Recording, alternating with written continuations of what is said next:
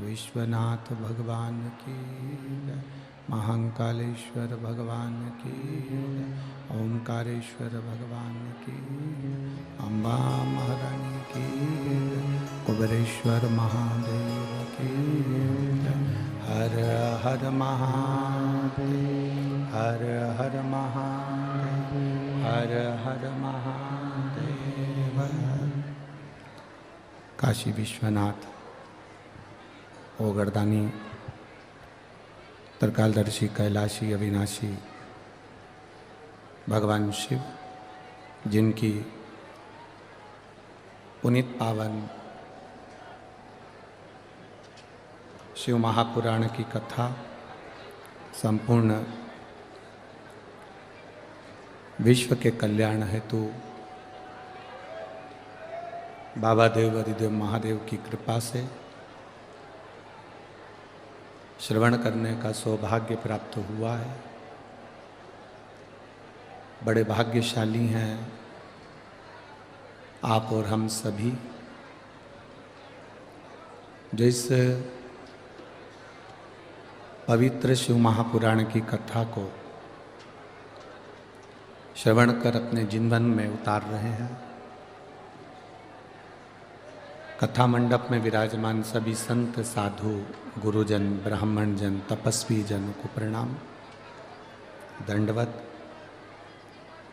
Hanuman Chalisa charitable trust कथा के मुख्य यजमान माननीय विधायक महोदय श्री रवि जी राणा जी,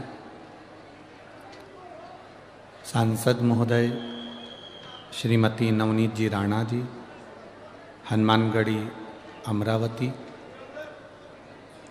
मंच पर विराजमान सभी अतिथिगण एवं सभी तपस्वी साधक उपासक, एक बार यजमान परिवार के लिए जोरदार ताली बजाकर स्वागत वंदन अभिनंदन। जिन्होंने इस पवित्र शिव महापुराण की कथा को आयोजित कर आप और हमको श्रवण करवाया।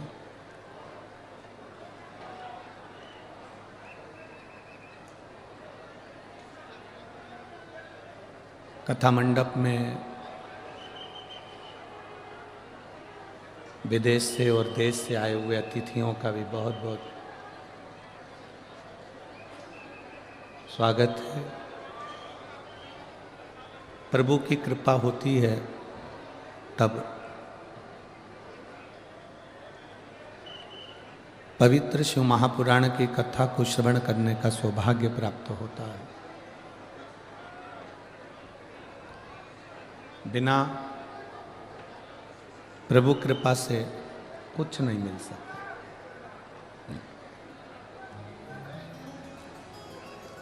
यदि आज आप लोग आए हैं, लाखों की संख्या में पहुंचे हैं, बिना प्रभु की कृपा के यहां कोई पहुंच भी नहीं सकता।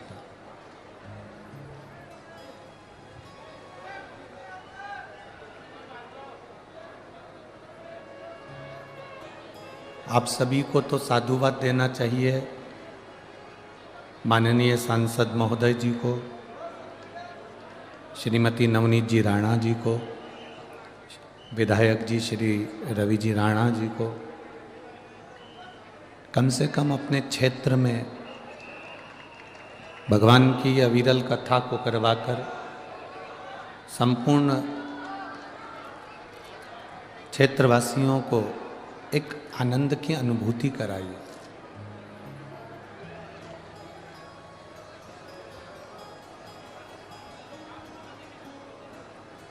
इक्कीस 21,600 श्वास प्रतिदिन इस मानव के शरीर से निकलती है, आती है और जाती है प्रतिदिन।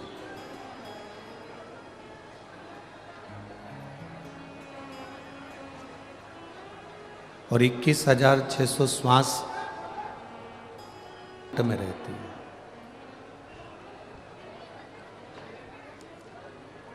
फैक्ट्री में कोई गलत ना करे उसके लिए सीसीटीवी कैमरे लगा दिए जाते हैं। चौराहे पर कोई गड़बड़ी ना हो इसलिए कैमरे लगा दिए जाते हैं। फिर भी लाख व्यवस्था होने के बाद भी गड़बड़ी हो जाती है। चोर चोरी कर लेता है, डाका डालने वाला डाका डाल लेता है, बेईमानी करने वाला बेईमानी कर लेता है, फिर भी गड़बड़ हो सकती है और उसका हिसाब भी नहीं हो पाता। पर मेरे देवाधिदेव महादेव ने ये जो मानव का शरीर दिया है जिसमें 21,600 श्वास प्रतिदिन निकल रही है, इसकी एक एक श्वास का हिसाब हमारे प्राण जब छूटते हैं, अंतिम समय में, अंतिम घड़ी में जब हम पड़े रहते हैं, हमारे प्राण छूट रहे होते हैं, उस समय पर एक एक श्वास का हिसाब, एक एक श्वास का हिसाब वो परमात्मा के पास रहता है और हमारे कर्म के अनुसार हमें फल प्राप्त होता है।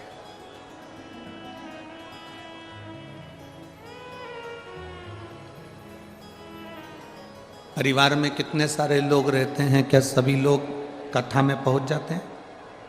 जम के तो बोलो जरा, नहीं पहुंचते। शहर में कितने सारे लोग रहते हैं, क्या सभी कथा में पहुंच जाते हैं? नहीं पहुंचते। हमारे परिवार में, हमारी समाज में, हमारे गांव में, हमारे नगर में, हमारे शहर में, हमारे क्षेत्र में कितने सारे लोग रहते हैं। कितना बड़ा परिवार हमारे यहाँ रहता है, पर सब लोग कथा में नहीं पहुंच पाते, सब लोग कथा में नहीं पहुंचते हैं। कथा में वही पहुंच पाता है जिसको भोलेनाथ जी हाथ पकड़कर कथा के पंडाल तक लेकर आ जाते हैं।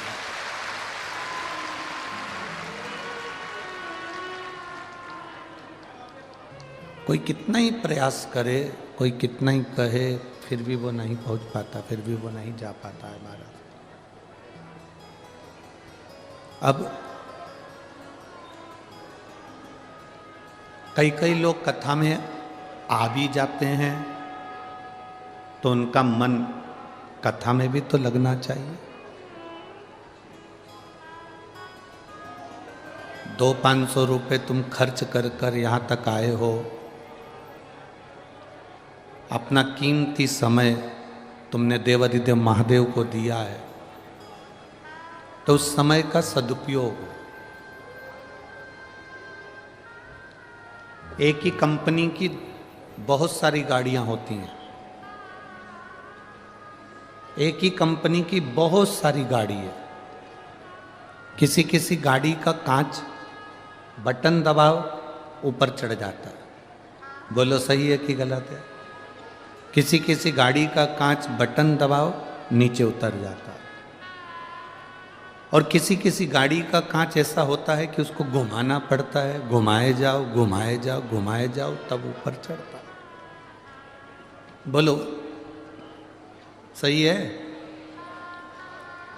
एक ही कंपनी की अलग अलग गाड़ियां हैं, किसी का कांच बटन से नीचे उतर रहा है, बटन से ऊपर चढ़ रहा है, बटन दबाया और चढ़ गया, बटन दबाया उतर गया, और किसी किसी का कांच घुमाते जाओ तब ऊपर चढ़ता है।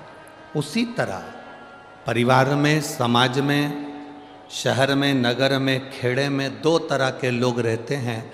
एक वो बटन दबाया और शंकर जी के मंदिर तक चले गया, मतलब एक बार कहा कि शिव मंदिर में लोटा भर के जल चढ़ाओ, मतलब बटन दबते से ही चला गया। एक बार कहा किसी ने,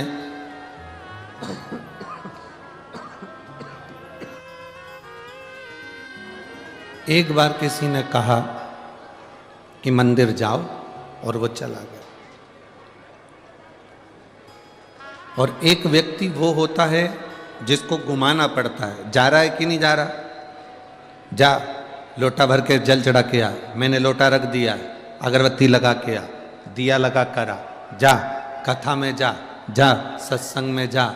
उसको घुमाना पड़ता है। वो गाड़ी का जो कांच है ऐसे ही नहीं चढ़ेगा, उसमें थोड़ी मेहनत करना पड़ेगी, उसको घुमाना पड़ेगा, उसको घुमाओ थोड़ा सा। 2 तरह के गाड़ी में कांच होते हैं, एक बटन से चढ़ जाता है और एक घुमाने से चढ़ाना पड़ता है। उसी तरह 2 तरह के व्यक्ति होते हैं, एक अपने आप भगवान की भक्ति में उसका मन लग जाता है, और दूसरा वो होता है जिसको घुमा घुमा कर भक्ति की ओर लेकर जाना पड़ता है, भजन की ओर लेकर जाना पड़ता है। शिव महापुराण की कथा कहती है, भगवान शंकर का चरित्र कहता है, भगवान शिव की अविरल भक्ति की ये पवित्र कथा कहती है कि यहाँ जितने बैठे हो, जितने आस्था चैनल पर कथा सुन रहे हो, जितने फेसबुक यूट्यूब पर कथा सुन रहे हो, जितने लोग इस पवित्र भूमि पर लाखों की संख्या में आप लोग पहुँचे हैं, जितने भक्त इस कथा को सुन रहे हैं, आप सब गाड़ी के वो कांच नहीं हो जिसको घुमा घुमा कर चढ़ाना पड़ता है। आप गाड़ी के वो कांच हो जिसकी बटन दबते से ही परमात्मा की भक्ति का स्मरण हो जाता है। केवल बटन दबी और आपका चित्त, आपको सूचना मिली कि शिव पुराण की कथा हो रही है, आपको सूचना मिली कि भगवान शंकर का भजन हो रहा है, आपको सूचना मिली कि मंदिर में ये फंक्शन है, ये उत्सव है, और आपका मन कर गया और आप मंदिर तक पहुंच गए। ये चित्त, ये मन, ये वृत्ति शिव तक पहुंचे। और तेरी कृपा बिना न हिले एक भी अणु, लेते हैं श्वास तेरी कृपा से तनु। हे गंगाधर मुक्ति द्वार ओंकार तू, भोले ओंकार तू, आयो शरण तिहार शंभो तार तार तू। बखान क्या करूं मैं राखों के ढेर का, चपटी भगोत में है खजाना कुबेर का। हे गंगाधार मुक्ति द्वार ओमकार तू, भोले ओमकार तू, आयो शरण तिहार शंभु तार तार तू। आपकी चित्त वृत्ति में शिव समाया, आपकी चित्त वृत्ति में परमात्मा समाया, आपकी चित्त वृत्ति में भगवान समाया और आप दौड़कर शिव कथा तक पहुंचे। ये मन, ये चित्त, ये वृत्ति परमात्मा में जब लग पाती है, जब आपका दिल, जब आपका हृदय, जब आपका मन पूर्ण तरह से परमात्मा में समर्पित हो जाए, पूर्ण तरह से। बोल बम का नारा है, आवाज नहीं आई, जरा जम के बोल बम का नारा है, सारी समस्या का हल भगवान शिव की कथा कह रही है।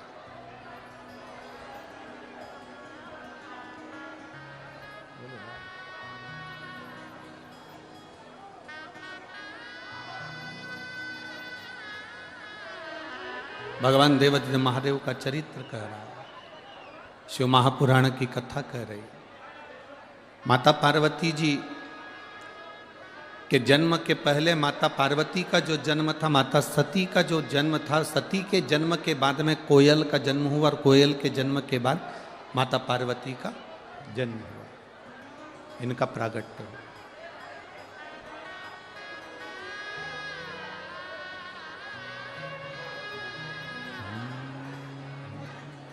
शंभो शरण पड़ी मांगो घड़ी रे घड़ी, दुख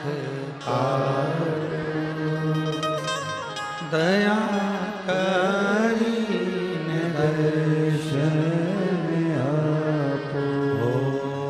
शंभो शरण पड़ी मांगो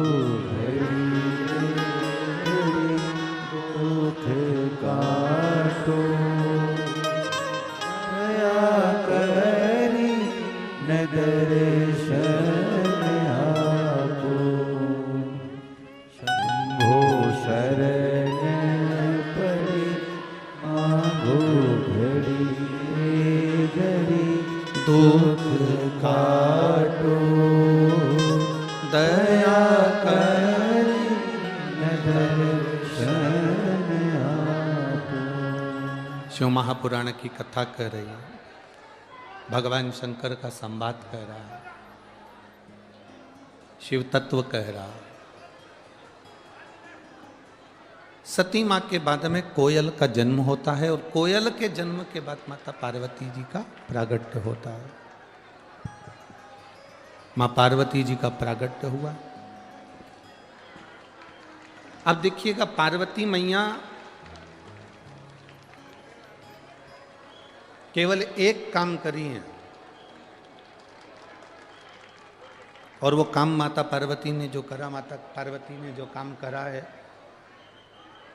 मां पार्वती ने जो कार्य किया, संसार का मनुष्य यदि वो कार्य करता है तो शिव तत्व की प्राप्ति होती ही है।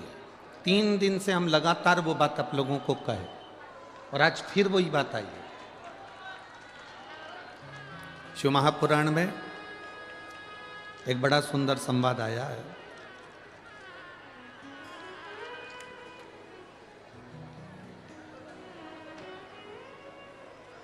शिव कथा कर रही है।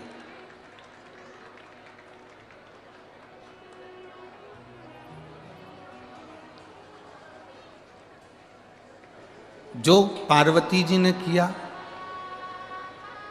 संसार का मनुष्य अगर वो कार्य करता है तो शिव तत्व उसके नजदीक में आता ही है। भगवान देवादिदेव महादेव की प्राप्ति उसके जीवन में होती ही है,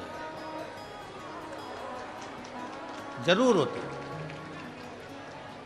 भगवान शंकर की प्राप्ति का केंद्र बिंदु है पार्थिव शिवलिंग का निर्माण।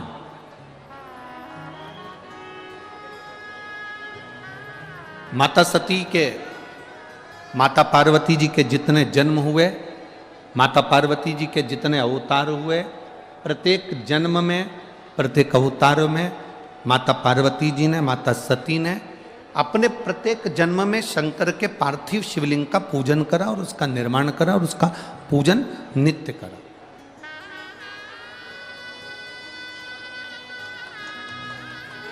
एक नियम आप भी बना लो, हमने पहले भी कथा में कहा कि अमरावती की अम्बेश्वर अंबा शिव महापुराण की कथा को जब सुनकर जाओ,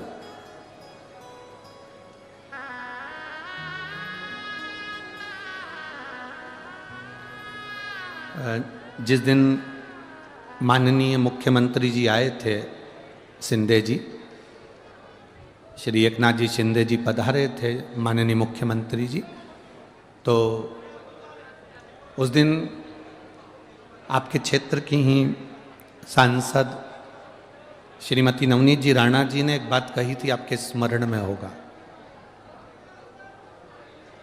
जिस दिन शिंदे जी आए थे उस दिन की बात, उन्होंने एक बात कही थी, आप लोगों के स्मरण में होगा कि अगर इस हनुमानगढ़ी में आप शिव महापुराण की कथा श्रवण करने के लिए आए हो, ये सांसद महोदय ने उस दिन, जिस दिन शिंदे जी आए थे, श्री एकनाथ जी शिंदे सीएम साहब आए थे, उस दिन बात कही थी कि हनुमानगढ़ी में यदि आप कथा श्रवण कर रहे हैं, और बड़ा सुंदर बात उन्होंने ये कही कि आप हनुमानगढ़ी में अगर कथा श्रवण कर रहे हैं तो यहां से एक संकल्प लेकर जाओ कि अपने सनातन धर्म की ध्वजा को कभी भी नीचे नहीं जाने देंगे, ऊपर की ओर ही बढ़ाएंगे।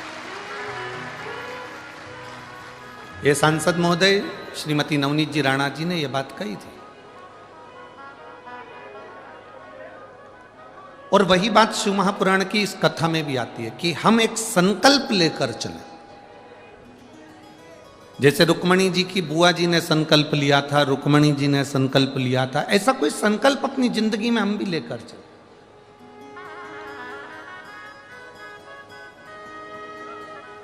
बचपन में बच्चे के पांव चंचल होते हैं, बोलो सही है कि गलत है?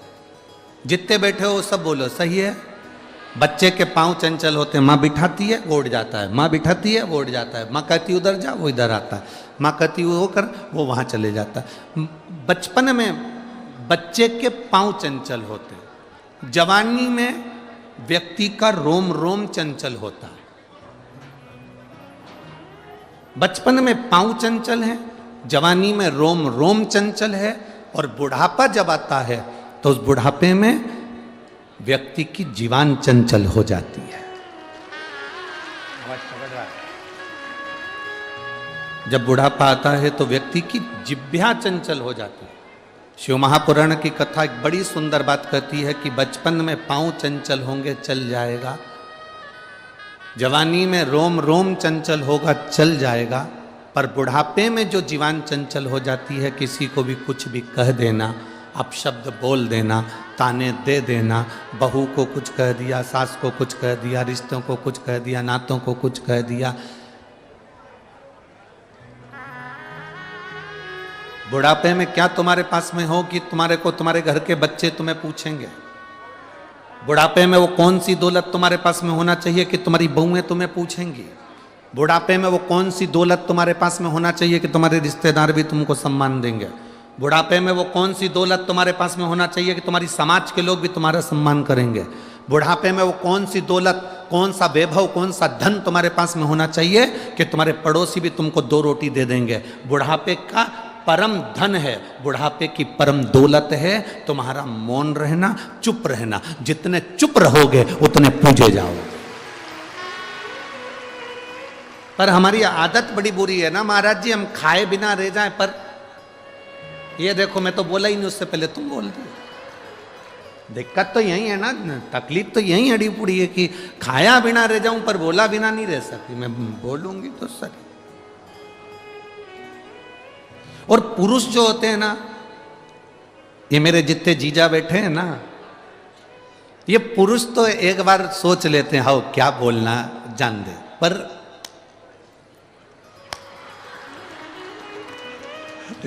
जगदम्बा जो होती है ना, तुम चुप रहो, मैं अभी कह के आती हूं। और वो बोले बिना रह ही नहीं सकती, मैं तो बोलूंगी जा। अब वो कह रहा है मम्मी है, माँ है, आई है, बाबूजी है, पिताजी है, नहीं मैं बोल के, अरे मेरा भाई है, तुम चुप रहो, मैं अब भी बोल के आता। तो वो तो झट झट झट झट झट वो बोला आदि कमरिया पे साड़ी और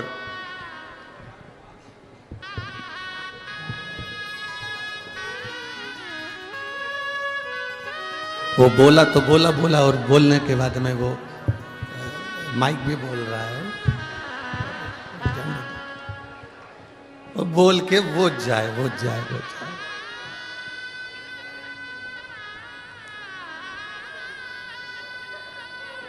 परशु महापुराण की कथा कहती है थोड़ा सा मौन रहना चालू करो। मेरा शिव नहीं बोलता, मेरे शंकर बोलते ही नहीं। कर्पूरम करुणावतारम संसार सारम बुझे। मौन भी एक साधना है। मौन एक तपस्या है। नहीं, मैं कह के आती हूं, मैं बोल के आती हूं। संकल्प अपनी जिंदगी का लो। एक संकल्प आपके भीतर हो, जैसे पार्वती जी ने संकल्प किया था। आप सबने, आप तो सब विदर्भ के रहने वाले हो, विदर्भ की भूमि के हो। भगवान कृष्ण तुम्हारे जमाई लगते हैं, रुक्मणी जी तुम्हारी बेटी है। तुम सबका समधियाना, समधी परिवार द्वारका, मथुरा, वृंदावन और अयोध्या, ये सब तुम्हारे समधियों का घर है। तो आप लोगों को तो वैसे ही थोड़ा सा गर्व ज्यादा होना चाहिए कि हमारे समधी। अरे किसी की कलेक्टर से पहचान होती है ना तो वो बहुत रुआब दिखाता है।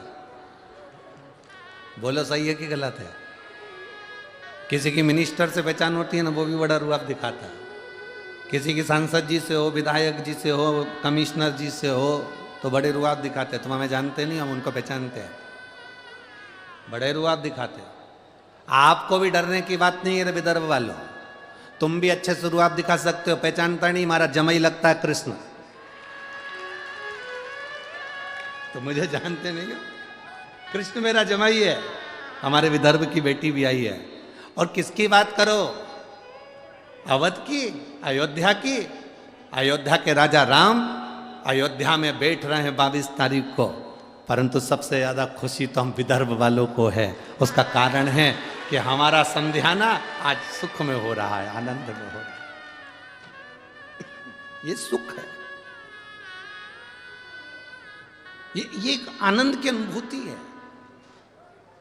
एक प्रश्न किसी एक कोई बच्ची ने किया है।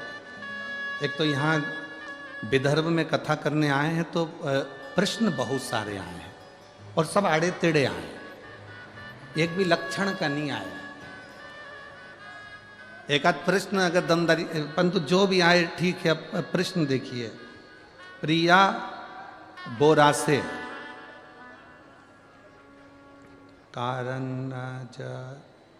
कारंजा, है महाराज। श्री शिवाय नमस्तुभ्यम गुरु जी के चरणों में प्रणाम कर रही हूं। मैं प्रणाम करने वाली कारंजा की रहने वाली हूं। मेरा एक प्रश्न है, आप उत्तर देंगे? फ्री बैठा हूं, दूंगा ही, उसमें क्या दिक्कत है? गुरु जी, विदेश में, भारत देश से बाहर जो विदेश में सब दूर पति पत्नी हाथ पकड़ के चलते हैं, चिपक चिपक के चलते हैं। हमारे भारत में पति पत्नी दूर दूर चलते हैं, साथ नहीं चलते हैं। इसका क्या कारण है?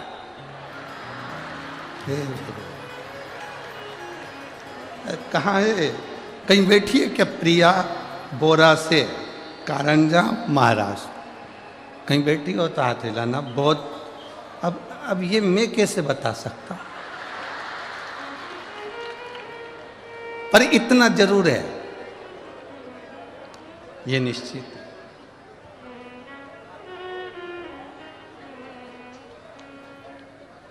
विदेश की पाश्चात्य सभ्यता और भारतीय सभ्यता में जमीन आसमान का अंतर है।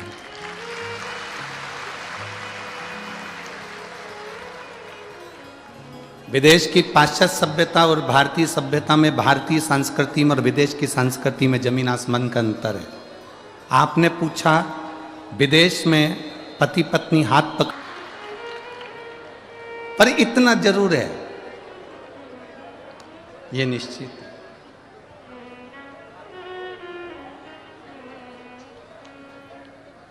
विदेश की पाश्चात्य सभ्यता और भारतीय सभ्यता में जमीन आसमान का अंतर है।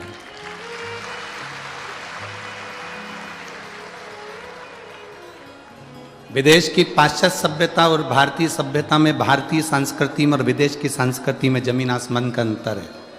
आपने पूछा विदेश में पति पत्नी हाथ पकड़, कारंजा महाराष्ट्र से, इसका केवल एक कारण है, भारतीय सभ्यता में और पाश्चात्य सभ्यता में जमीन आसमान का अंतर है। पाश्चात्य सभ्यता में पति को डर रहता है कि ये कहीं दूसरे को देखकर भाग नहीं जाए, इसलिए हाथ पकड़ के चलते, चिपक चिपक के चलते हैं। हमारी भारतीय सभ्यता में जब 7 फेरे डल जाते हैं तो इन दोनों को तब विश्वास पक्का हो जाता है, कहीं पे भी जाए भागेगी नहीं। कहां जाए? अब जब विश्वास पक्का हो गया कि भारतीय सभ्यता में 7 फेरे डल गए, विश्वास पक्का हो गया, ना पति कहीं जाएगा ना पत्नी कहीं जाएगी। इसलिए हमारे भारतीय सभ्यता के अंतर्गत लोग पति पत्नी चलते हैं तो दूर दूर चलते हैं, उन्हें बेफिक्र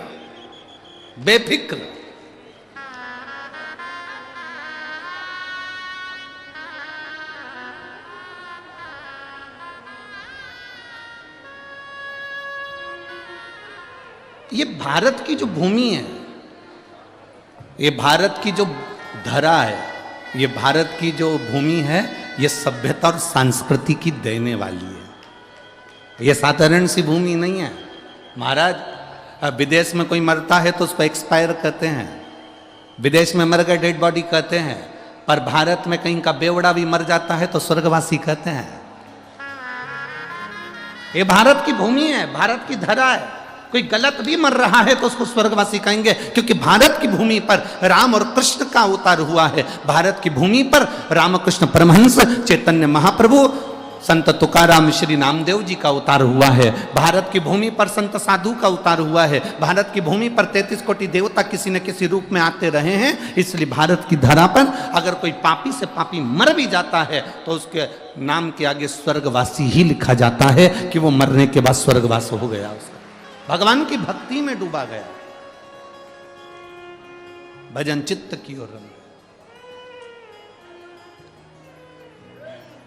शिव कथा कह रही है, भगवान शंकर का संवाद कर रहा है। एक संकल्प अपने भीतर का।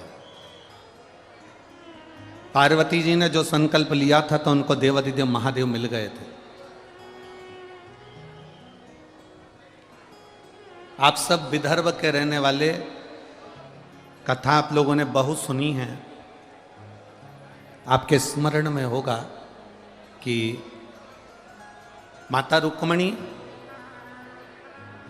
मात्र 6 वर्ष की थी, केवल 6 वर्ष की रुक्मणी, और अपने पिता राजा भीष्मक के साथ में सिंहासन पर बैठ जाती थी। केवल 6 वर्ष की। और माता रुक्मणी जी की बड़ी सुंदर एक चोटी, जिसमें सुंदर फुंदे लगे हुए हैं, कानों में कर्ण फूल है, गले में हंसली पहनी हुई, हाथ में कंगन है माता रुक्मणी जी के, सुंदर लहंगा है, सुंदर चोली, सुंदर चुंदड़ी माता रुक्मणी जी पहनी हुई है।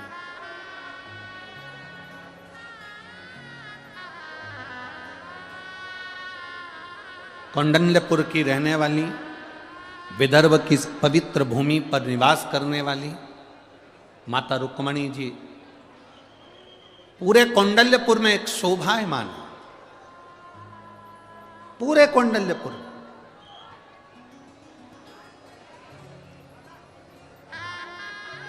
उनकी छटा अविरल।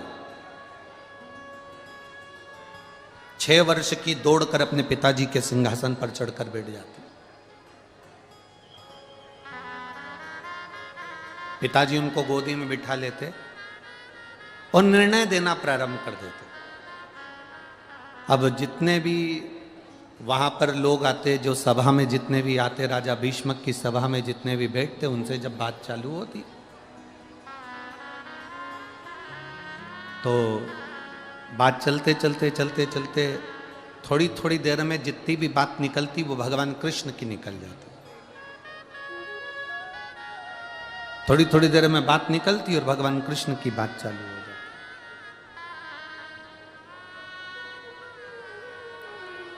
फिर थोड़ी देर में बात निकली तो फिर भगवान कृष्ण की बात निकल जाती। अब जो भगवान कृष्ण की बात निकलती कि भगवान कृष्ण ने पूतना को मार दिया, भगवान कृष्ण ने तृणावत को मार दिया, भगवान कृष्ण ने अगासुर बकासुर को मार दिया, भगवान कृष्ण ने यह कर दिया, वो जो संवाद था वो रुक्मणी जी के कानों में चले जाता था। वो जो संवाद था वो रुक्मणी जी के कानों में बार बार जा रहा है। रुक्मणी जी के कर्णों में वो संवाद जा रहा है कि भगवान कृष्ण ने ये करा, भगवान कृष्ण ने वो करा, भगवान कृष्ण ने ये लीला करी, भगवान कृष्ण ने वो लीला करी। रुक्मणी जी के दिल में भगवान कृष्ण के प्रति प्रेम जागृत हो गया।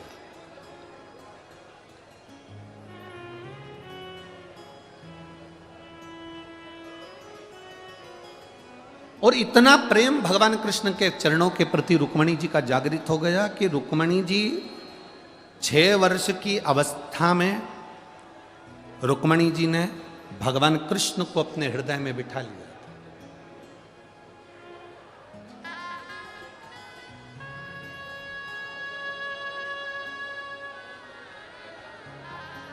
आज आप लोगों से एक बात पूछें, सब उत्तर दोगे क्या? बोलो बोलो, जम के बोलो, जो दोगे। रुक्मणी जी का विवाह भगवान कृष्ण के साथ कितनी बार हुआ?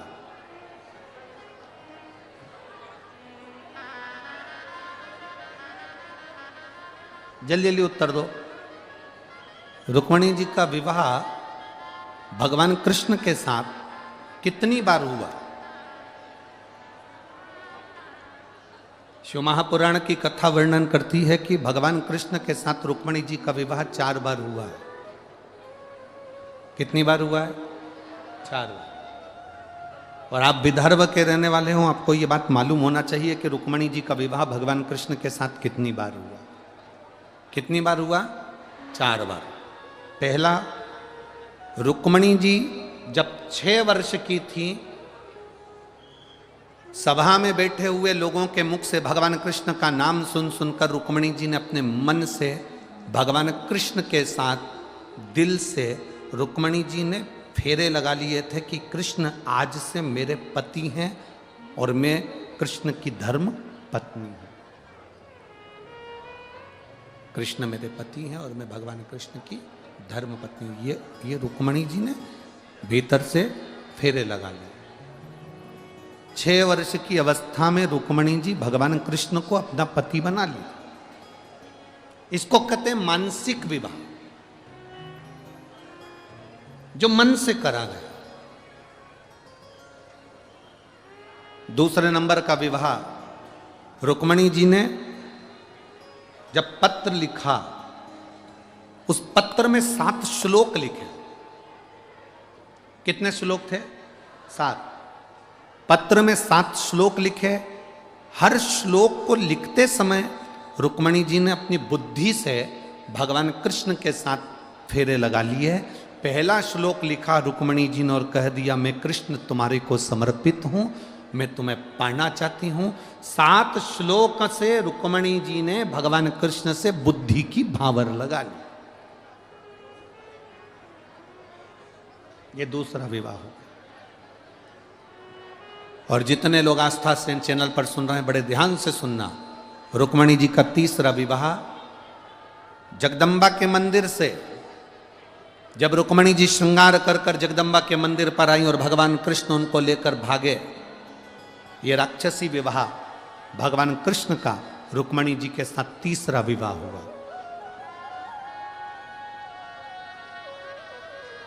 और चौथे नंबर का विवाह द्वारकापुरी में पहुंचने के बाद रुक्मणी जी का हुआ। चौथा।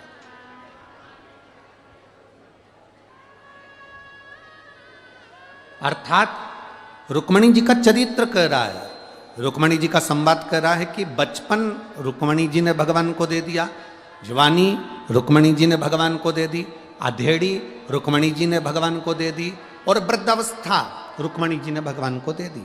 4 विवाह से मतलब है कि बचपन, जवानी, अधेड़ी और बुढ़ापा चारों की चारों भगवान कृष्ण के भरोसे पर छोड़ दिया।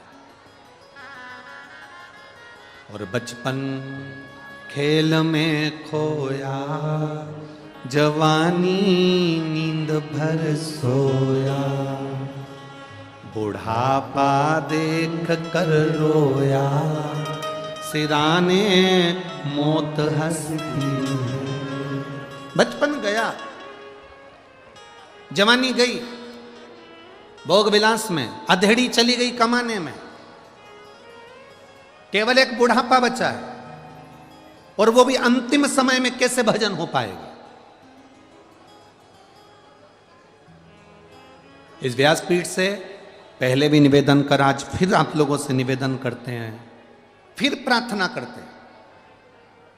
एक भिखारी तुम्हारे दरवाजे पर मांगने आता है, मांगता है, तुम्हारे दरवाजे के बाहर जाकर रोटी पेट भर कर खाता। बोलो खाता है कि नहीं खाता?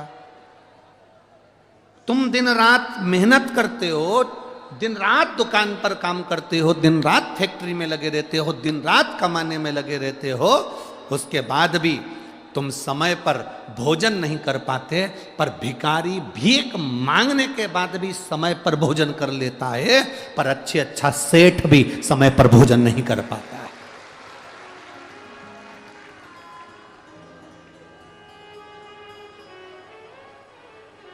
जरा विचार करिए, वो भिखारी भी हमको सीख देता है कि देखो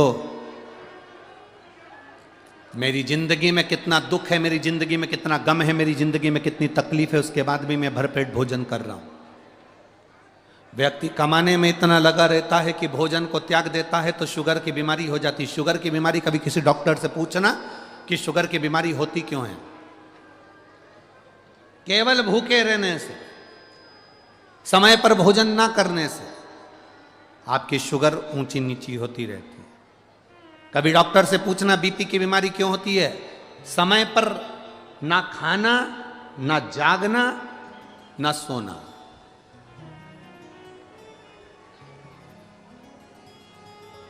दुनिया का सबसे सुखी व्यक्ति कौन है? दुनिया का सबसे बड़ा करोड़पति कौन है? दुनिया का सबसे बड़ा सेठ कौन है? जिसके सोने वाले कमरे में, जिसके शयन कक्ष में, जिसके कमरे के अंदर, जिसके पलंग के पास में कोई दवाई या गोली नहीं है, वो दुनिया का सबसे बड़ा सेठ है। सोने से पहले 4 गोलियां खाना पड़ रही है। सोने से पहले नींद की गोली, बीपी की गोली, शुगर की गोली, इसकी गोली, उसकी गोली, रोज सोने से पहले 4 गोलियां खाना पड़ रही है। तो दुनिया के आप कितना भी आपने धन कमाया है, पर आप सेठ नहीं कहलाओगे। आप सेठ नहीं कहला सकते, क्योंकि प्रथम सुख निरोगी काया, द्वितीय सुख घर में माया। दुनिया का सबसे बड़ा सेठ वो है, आपके पलंग के पास कोई दवाई नहीं, कोई गोली नहीं, सवेरे उठते हो आराम से, सोते भी आराम से हो, बस बिना गोली के भी आराम से मोबाइल बंद करा, सोए और नींद आ गई, समझ लेना कि दुनिया के सबसे बड़े सेठ तुम हो।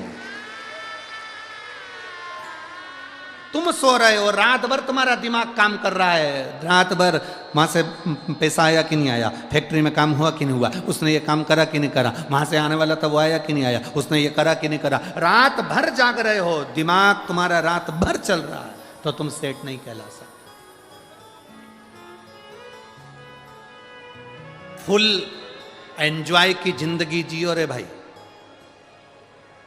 कोई भरोसा नहीं है कि अगला जन्म तुम्हारा कौन सा होगा और हमारा कौन सा होगा, किसको मालूम। फुल एंजॉय की जिंदगी जियो। भगवान ने जो दिया है उसको इतने खुश होकर जियो। अगर कम मिला, कम में जिंदगी अच्छी जियो, ज्यादा मिला, ज्यादा में जिंदगी अच्छी जियो। जैसा मिला, एक 10,000 रुपये महीना कमाने वाला भी अपनी पत्नी को रोज घुमाने चले जाता है। 10,000 रुपये कमाने वाला भी अपने पत्नी और बच्चों के साथ खिलखिला के हंस लेता है। और 1 करोड़ रुपए कमाने वाला भी दिन भर मुसद्दी लाल जैसा बैठा रहता है। काय की जिंदगी जीना पे, फुल एंजॉय की जिंदगी जी। जो परमात्मा ने दिया कम नहीं दिया, जैसा दिया बहुत अच्छा दिया। घर में ऐसे रहो कि जैसे शंकर पार्वती रहते थे। शिव जी के परिवार में किसी देवता का परिवार निकाल कर बताओ, 33 कोटि देवी देवताओं के परिवार में बता दो कि पूरा परिवार किसी के साथ में हो। भगवान विष्णु और लक्ष्मी जी साथ में मिलेंगे, परंतु उनके बच्चे साथ में नहीं मिलेंगे। ब्रह्मा ब्रह्माणी साथ में मिलेंगे, पर उनके बच्चे साथ में नहीं मिलेंगे। इंद्र इंद्राणी मिलेंगे, पर उनके बच्चे साथ में नहीं मिलेंगे। आप किसी 33 कोटि देवी देवताओं की लिस्ट निकाल कर देख लो, किसी के देवताओं के बच्चे उनके साथ में नहीं है। केवल एक देवाधिदेव महादेव हैं, जिनके बच्चे गणेश, कार्तिकेय, अशोक सुंदरी, जया, विषहरा, शामली बारी, दौतली, देव, शंकर भगवान का पूरा खानदान उनके साथ में है। क्योंकि शिव प्रेरणा देते हैं कि अपने परिवार के साथ फुल एंजॉय की जिंदगी जियो, भले कैलाश पर्वत पर रहो चाहे कहीं पर भी रहो।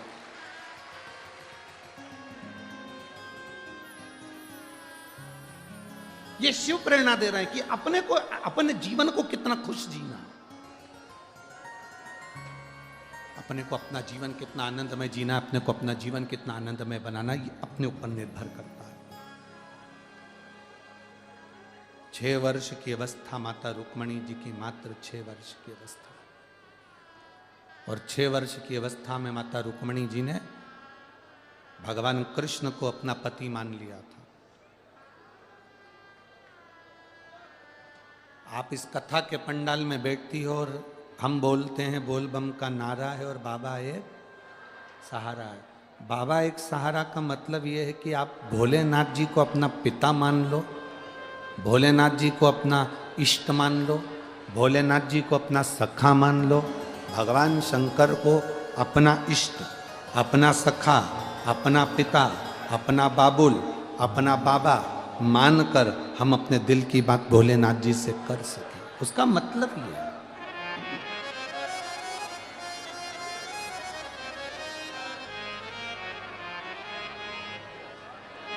शिव कथा कह रहे, भगवान शंकर का संवाद कर, एक संबंध आप परमात्मा से जोड़ो, एक संबंध।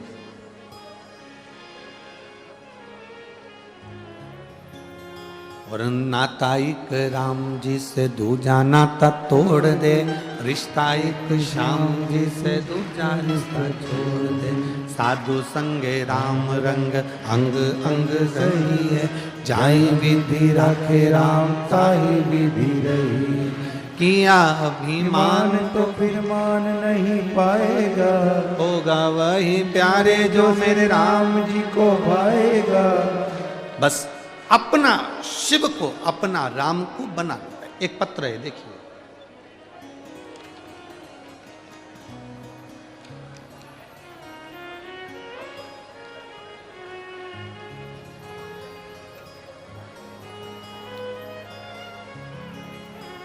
मिसों रोनाली परेश राउत, यशोदा नगर, अंबा नगरी, अमरावती की रहवासी हूँ। मेरा मोबाइल नंबर ये है। कहीं बैठी हैं? आप ही हैं? नहीं, एलईडी बंद हो गई हैं। एलईडियाँ चालू करिए सारी। एलईडी वाले एलईडी चालू करें सब जगह की। मैं सो रोनाली परेश राउत, यशोदा नगर, अंबा नगरी, अमरावती की रहने वाली हूँ। मेरा मोबाइल नंबर ये। कहीं बैठी हो तो हाथ हिला सकती हैं। कहीं बैठी हो तो हाथ हिला सकती हैं। गुरुदेव, मैं बाबा का क्या वर्णन करूं। मेरा तो परमात्मा पे से विश्वास उठ गया था, क्योंकि मेरे यहाँ 10 साल हो गए थे और मुझे संतान का सुख नहीं था। ऐसा कौन सा इलाज जो मैंने नहीं करवाया, ऐसी कौन सी जगह जहां मैं नहीं गई। मैंने बच्चे की आस भी छोड़ दी थी, क्योंकि 1 साल 2 साल धीरे धीरे 5 साल 8 साल 9 साल 10 साल निकल जाए तो कहां संतान का सुख होता है। किसी के यहाँ कोई फंक्शन में जाती थी तो बड़ा मन दुखता था कि किसी के यहाँ जाओ और अपना मुंह उतरा रहे, अच्छी बात नहीं, क्योंकि सबके बच्चों को देखती, मेरी खुद की कोई औलाद नहीं थी। 10 साल निकल गए। 2022 में मेरी पड़ोसन के कहने पर मैंने आस्था चैनल पर पहली बार शिव महापुराण की कथा सुनी। और कथा आप कहते हो आसन लगाकर जो सुनता है, बाबा उसकी झोली जरूर भरता। मैंने टीवी के सामने ही आसन लगाकर शिव महापुराण की कथा को श्रवण करा, सफेद आंकड़े की जड़ का प्रयोग करा, पशुपति व्रत प्रारंभ करा। गुरुदेव, करता करे ना कर सके, शिव करे सो होए, 3 लोक नो खंड में मेरे शिव से बड़ा ना कोई। आपने बहुत अच्छी लाइन लिखी है। जहां भी बैठे हो आपको बहुत बहुत साधुवाद। गुरुदेव, कुछ समय के बाद फिर मेरी तबीयत खराब हुई। तबीयत खराब हुई, हम घर का इलाज करते रहे, स्वास्थ्य ठीक करते रहे, पर बाबा तो बाबा है। पशुपति व्रत करती रही और मेरा स्वास्थ्य बेकार चलता रहा। पर गुरुजी ऐसी कृपा हुई, जब तबीयत ज्यादा ही खराब हुई तब हॉस्पिटल दिखाया तो मालूम पड़ा कि मेरे बाबा ने मेरा गर्भ ठहरा दिया, मेरे गर्भ ठहर गए। पर दुख एक था, जांच करने पे मालूम पड़ा कि बच्चे की धड़कन नहीं आई है। जब बच्चे की धड़कन नहीं आई, सोनोग्राफी फिर करवाई। सोनोग्राफी कराने के बाद में फिर वापस बताया कि बच्चे की धड़कन नहीं है, इस बच्चे को तुम मत रखो, ये बच्चा नहीं रखना तुम्हें। पर मेरे 10 साल के बाद तो गर्भ ठहरा था गुरुदेव। मैंने उस बच्चे को रखा। धीरे धीरे करते करते जब जब सोनोग्राफी कराने जाते थे तब तब डर लगता, जाने का मन नहीं करता, तो कई सोनोग्राफी तो मैंने कराई नहीं।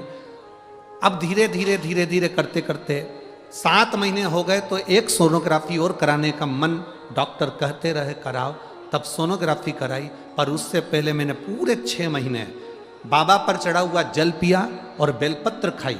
बाबा की कृपा का मैं क्या गुणगान करूं गुरुदेव।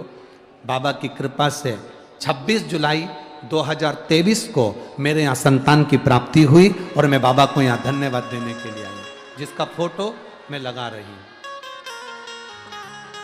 आप टीवी पर उस बच्चे का फोटो भी देख सकते हैं। शिव तत्व, औघड़ी, शंभु, शंकर, त्रिकालदर्शी, कैलाशी, अविनाशी, शिव तत्व ऐसा ही होता।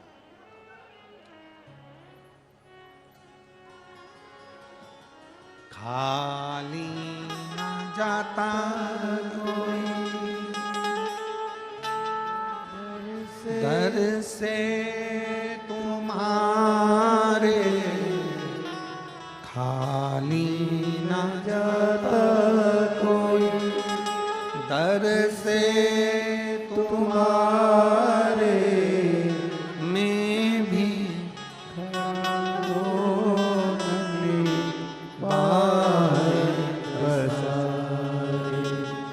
अपने हृदय से लगा लो,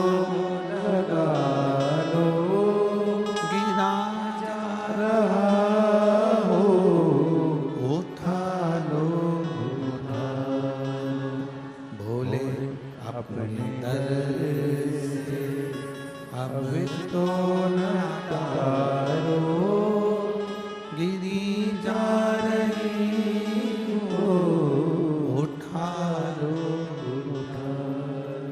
शिव कथा कर रही है। रुक्मणी जी ने 4 बार भगवान कृष्ण से विवाह कर लिया। पहला, अब आपको बताना है 4 बार के विवाह।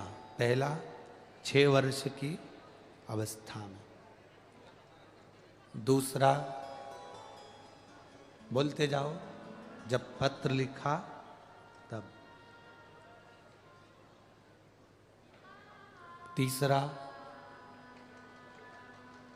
जब भगवान कृष्ण रुक्मणी जी को हाथ पकड़कर गोदी में उठाकर रथ पर बिठाकर द्वारका ले गए तब, और चौथा द्वारकापुरी में पहुंचने के बाद। 4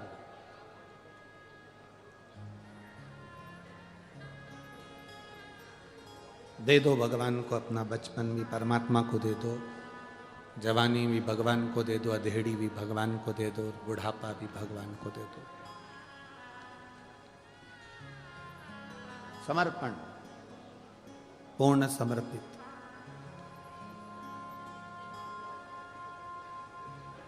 एक दिन रुक्मणी जी 6 वर्ष की अवस्था में रुक्मणी जी ने जो भगवान कृष्ण को अपना बना लिया,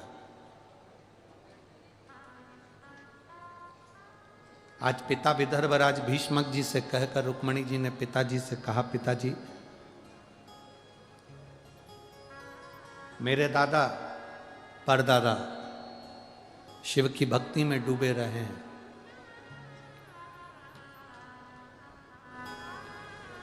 आखिर क्यों शंकर की भक्ति क्यों करी, दादा ने परदादा ने शिव की भक्ति क्यों करी। तब राजा भीष्मक ने, विदर्भराज भीष्मक ने कहा अपनी रुक्मणी से, रुक्मणी केवल एक देव ऐसे हैं जो बिना मांगे दे देते हैं। किसी भी देवता के आगे जाकर झोली फैलाना पड़ती है और कहना पड़ता है कि हमको ये दे दो, पर केवल वो कहते हैं ना, मांग कर जो देता है वो देव कहलाता है, जो बिना मांगे दे देता है वो महादेव कहलाता है। बिना मांगे देते हैं वो, बिना मांगे, कुछ मांगने की जरूरत नहीं पड़ती। आप में से इतने सारे भक्त लोग शंकर की उदारता वाले सब यहाँ पधारे हो, शिव महापुराण की कथा सुनने के लिए आए हो, वो बिना मांगे क्या देगा तुमको, तुम्हें नहीं मालूम पड़ेगा। तुम तो आ गए, यहां तक पहुंच गए, फिर मर्जी उसकी है।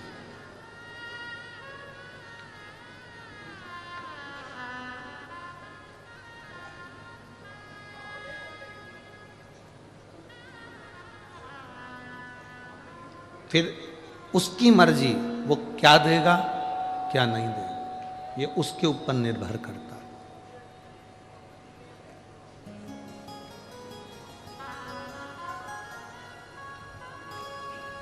आप तो केवल बैठकर श्री शिवाय नमस्तुभ्यम उसको जप लो, उसका भजन कर लो, उसका कीर्तन कर लो, उसका मंत्र जाप करो।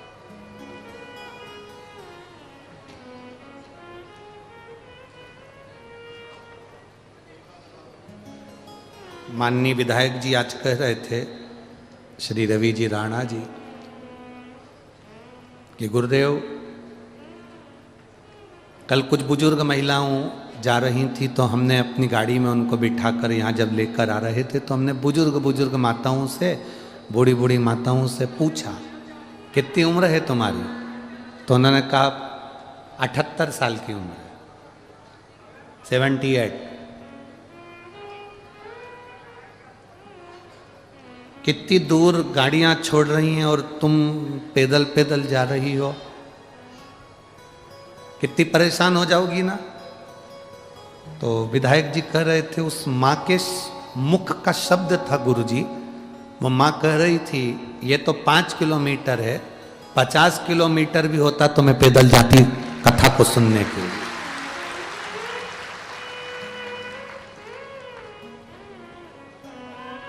माननीय विधायक महोदय रवि जी राणा जी कह रहे थे उसके चेहरे का तेज कह रहा था गुरुदेव कि उसके अंदर कितना बल है शिव के प्रति, कितना बल।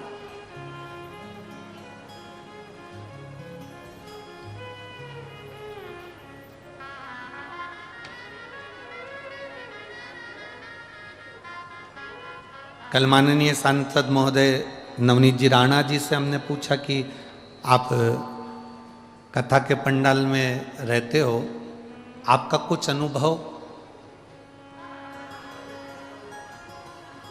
आपका कुछ अनुभव। माननीय सांसद महोदय श्रीमती नवनीत जी राणा जी कह रही थी कि गुरुजी 2 दिन से मैं भोजनशाला में जब भोजन बनाने के लिए जाती हूँ, रोटी बनाने के लिए सबके साथ बैठकर जब रोटी बनाती हूँ, उस समय पर ऐसा महसूस होता है कि वो रोटी किसी व्यक्ति के लिए नहीं बन रही है, वो रोटी स्वयं देव अधिदेव महादेव के लिए बन रही है। ये अनुभव है भीतर का, ये भीतर का अनुभव।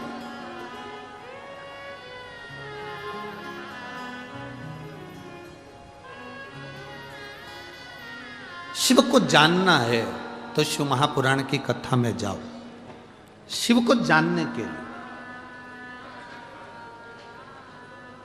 आज रुक्मणी जी के हृदय में, 6 वर्ष की रुक्मणी जी के हृदय में शंकर जी को जानने का भाव प्रकट हो गया। 6 वर्ष की रुक्मणी जी के हृदय में भगवान शंकर को जानने का एक भाव भीतर से प्रकट हुआ। अपने पिताजी से कह रही हैं, पिताजी आप मुझे बताओ दादाजी शंकर की भक्ति क्यों करते थे, परदादाजी शिव जी की भक्ति क्यों करते थे। तो राजा भीष्मक ने कहा कि उसका केवल एक कारण था कि शंकर बिना मांगे देता है, बिना मांगे, वहां मांगने की जरूरत ही नहीं पड़ती।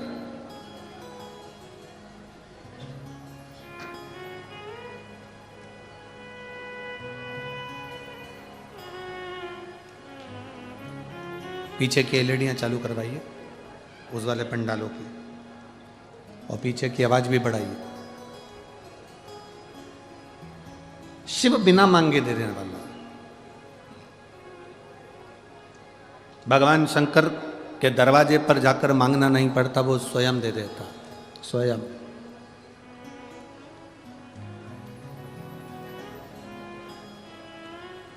आज हम गाड़ी में कह रहे थे कि पूरी दुनिया में शंकर भगवान का शिवलिंग पूजाता है,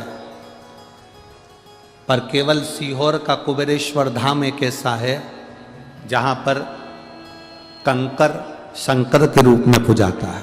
केवल एक, पूरे भारत की भूमि पर केवल एक ही भूमि ऐसी, एक ही जगह ऐसी है, सीहोर का कुबेरेश्वर धाम, जहां पर कंकर शंकर के रूप में पूजाया जाता है।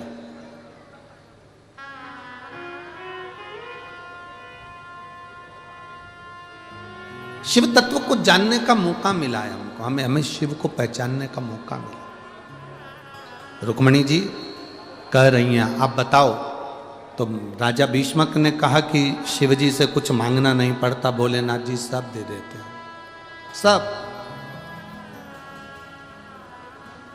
भगवान देव अधिदेव महादेव सब दे देते हैं।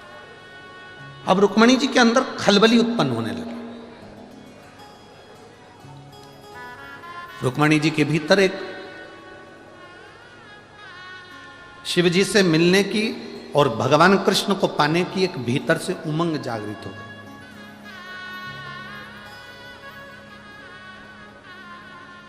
हमने कई बार कथाओं में कहा कि सुख और उम्र, आप लोगों ने कथाओं में सुना होगा, सुख और उम्र इन दोनों की हमेशा दुश्मनी रही है, इन दोनों की आपस में बनी नहीं। किस किस चीज की नहीं बनी? बोलो बोलो, जम के बोलो जरा। सुख और उम्र, उम्र मतलब हमारी आयु, उम्र, इन दोनों की कभी नहीं बनी। आपस में इन दोनों का झगड़ा है, इन दोनों की अंटी रहती है, हमेशा दुश्मनी रहती है। किस किस चीज की? बोलते जाओ, जम के बोलो जरा। सुख और उम्र। जब सुख आता है तब उम्र चली जाती है, जब उम्र रहती है तब तक सुख पकड़ने की कोशिश करते। अब मिलेगा, बहू आएगी, सुख मिलेगा, गरम रोटी देगी, सुख मिलेगा। हम सुख को पाने का प्रयास करते हैं और गरम रोटी तो नहीं मिलती, पर गरम गरम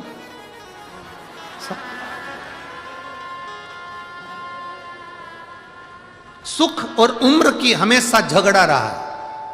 सुख और उम्र का कभी नहीं बना, सुख और उम्र में आपस में कभी संबंध अच्छे नहीं रहे।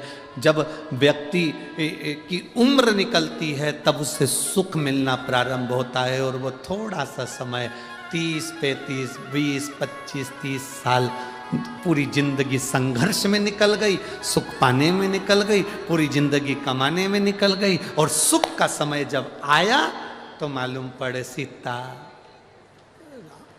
सुख और उम्र दोनों विपरीत, दोनों विपरीत।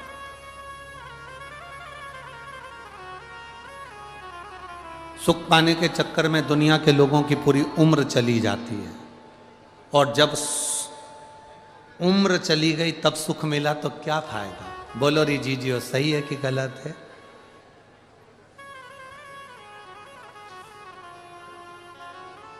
शादी करके नए नए आए थे,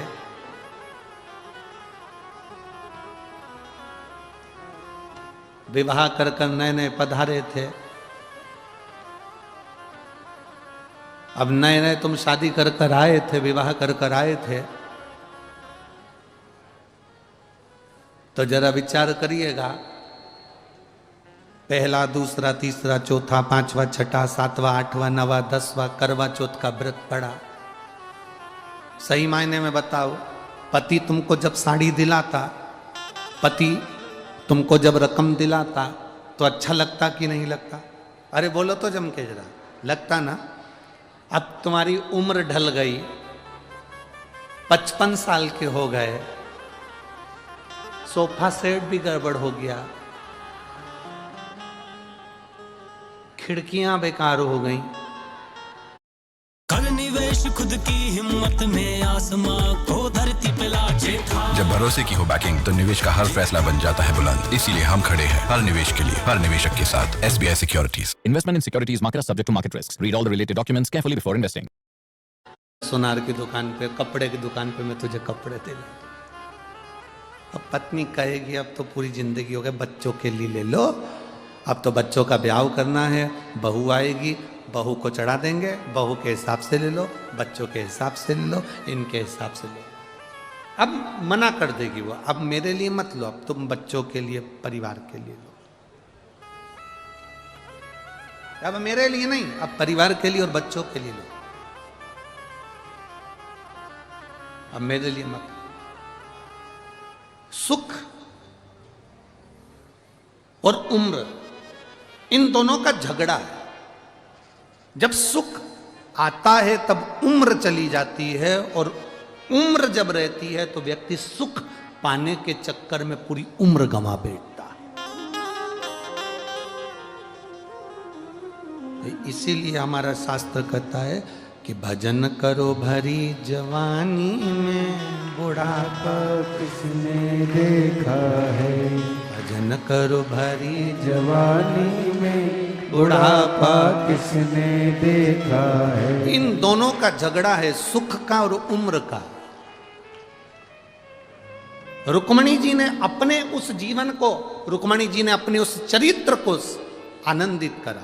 और रुक्मणी जी ने उस चरित्र को जब आनंदित करा तो रुक्मणी जी ने तुरंत राजा भीष्मक से कहा, अपने पिताजी से, राजा भीष्मक से रुक्मणी जी कह रही हैं कि पिताजी आप मुझे बताएं कि शंकर भगवान की आराधना का फल क्या है, भगवान शिव की भक्ति का फल क्या है, शंकर के पूजन का फल क्या है, शिवलिंग निर्माण का फल क्या है, शंकर के शिवलिंग की आराधना का फल क्या है, भगवान शंकर के गुणगान का फल क्या है, भगवान शिव की अविरल भक्ति का फल क्या है। अब आप मुझे बताएं, ये मुझे सिद्ध करें।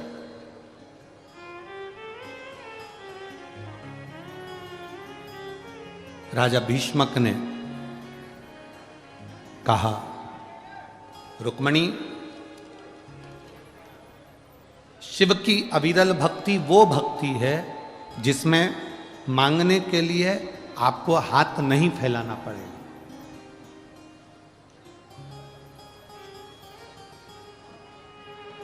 सारी समस्या का हल एक लोटा जल। सब कुछ मिल सकता है, सब कुछ। दुनिया का ऐसा कोई कार्य नहीं, दुनिया का ऐसा कोई भाव नहीं। गला पकड़ रहा है, परसों जैसा कल जैसा कर दो साउंड को। दुनिया का कोई ऐसा सुख नहीं है जो शिव की भक्ति से नहीं मिल सकता। जो भगवान शंकर की भक्ति से प्राप्त नहीं हो सकता, दुनिया का ऐसा कोई कार्य नहीं। मेरे राम जी महाराज जब लंका पर चढ़ाई करने के लिए जाते हैं तो शंकर भगवान के शिवलिंग की स्थापना, रामेश्वर धाम की स्थापना करते हैं।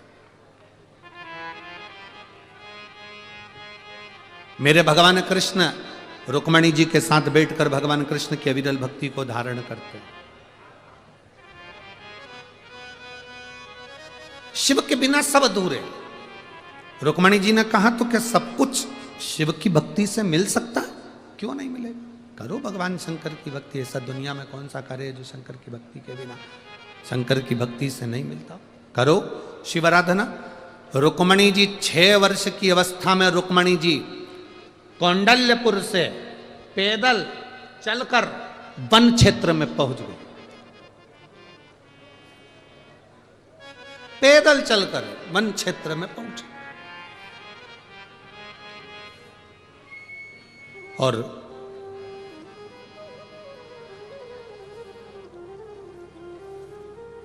आज रुक्मणी जी ने विचार कर लिया कि अब तो मुझे शंकर के शिवलिंग की आराधना करना है, पूजन करना है। स्कंद पुराण में विदर्भ के अम्बेश्वर मंदिर का वर्णन आता है, अम्बेश्वर शिवलिंग का।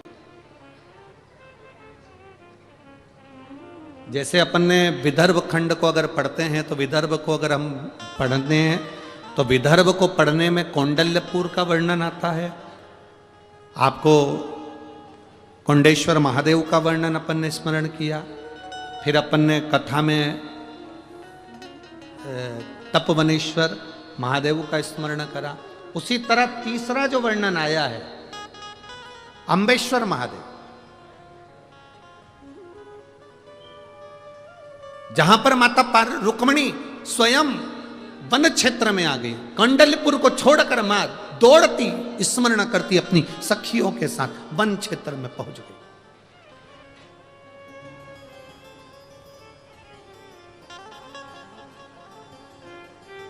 और उस वन क्षेत्र में गुफा के अंदर एक भूमि पर बैठ गई। बैठकर उन्होंने पार्थिव शिवलिंग का निर्माण करा। नेत्र बंद कर केवल पार्थिव शिवलिंग का निर्माण करा। ना उस पर जल चढ़ाया, ना बेलपत्र चढ़ाई, ना फूल चढ़ाया, ना दूध चढ़ाया, ना कोई फल चढ़ाया। केवल शिवलिंग का निर्माण कर माता रुक्मणी जी बैठ गई। 6 वर्ष की अवस्था है माता, मात्र 6 वर्ष की अवस्था।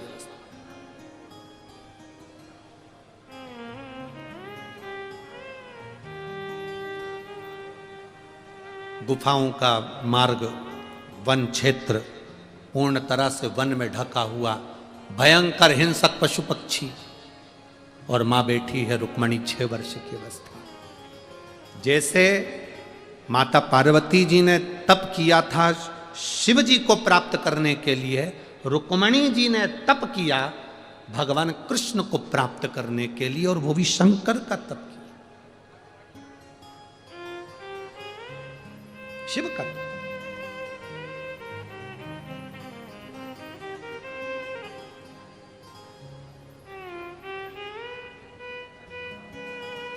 पिता विदर्भ राज को मालूम पड़ा, राजा भीष्मक को मालूम पड़ा मेरी बेटी घर से गई है, सखियों के साथ वन क्षेत्र में गई है, ढूंढने के लिए निकल गए। विदर्भ की पूरी भूमि पर अपनी बेटी रुक्मणी को ढूंढने के लिए राजा भीष्मक ने अपने द्वार से द्वारपालों को भेज दिया, गुप्तचरों को भेज दिया, रुक्मणी को देखो कहां गई, रुक्मणी गई कहां है, जरा पता करो, देख कर आओ। पूरा विदर्भ छाना, विदर्भ के जहां विराम हो रहा था उस स्थान पर, वो कहते हैं भूमि का स्मरण अगर करेंगे अम्बेश्वर महादेव का, तो मोर्शी के पास में सालबर्डी,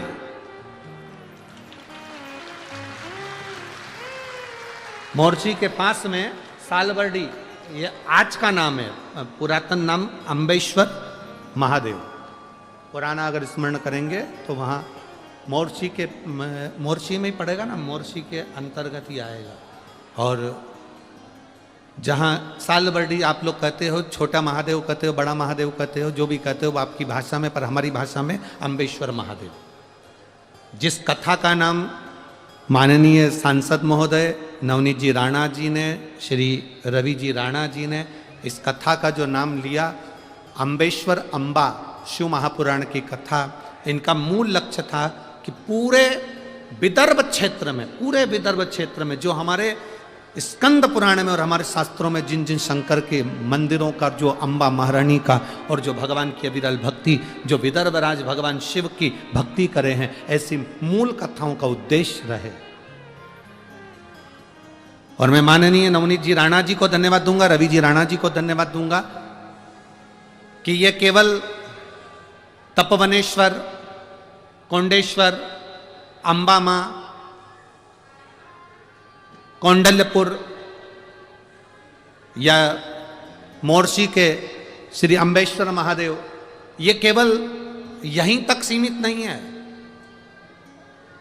हमारे बीच में अयोध्या से, अवध भूमि से मेरे रामलला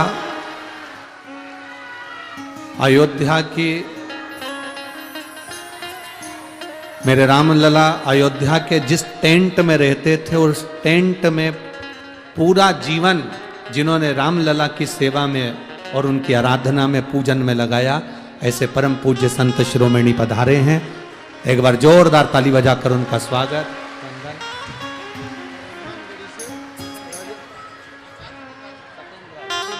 और हनुमानगढ़ी अयोध्या से महंत श्री सत्येंद्र जी महाराज जी भी पधारे। हनुमानगढ़ी से श्री राजूदास जी महाराज जी पधारे हुए हैं। एक बार जोरदार ताली। हमारे बीच में परम पूज्य संत शिरोमणि सत्येंद्र जी महाराज जी पधारे हैं। एक बार जोरदार ताली बजा।